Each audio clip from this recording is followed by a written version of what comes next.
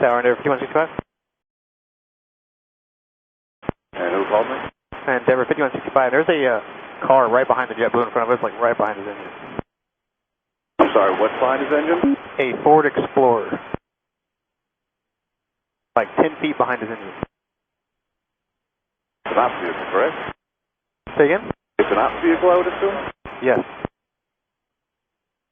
It doesn't look occupied. It looks like it's stuck in reverse, and it just happened to stop right behind this Jetblue aircraft. Yeah, you got a guy over here on the right on like a Ford Escape or something like that that's waving people.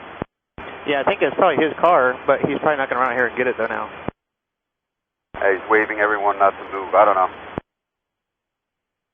Okay, so JetBlue, just don't move. Which one? 2339?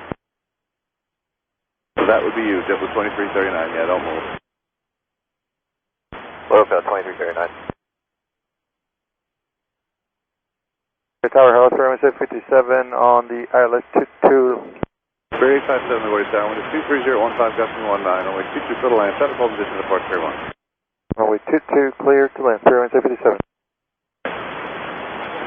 Brickyard, I think you can go. Brickyard 4772, 31, line of play. 31 line of point, bring in 4722. And I know you told that JetBlue not to move. It might be like stuck against his back wheels with friction. So if he does move forward, it's going to probably hit his underside of his fuselage or something. But that's just a guess. Yeah, we're on the lines now. We're trying to figure this out. You know, not for nothing, 2339, we thought it was the wind, but I think the thing definitely hit our plane. All right, Brickyard 4772, next arrival, 3.5 mile final. Current wind, 240 at 16. Runway, 31, Pacific. Ready for takeoff, 31, Brickyard 4772.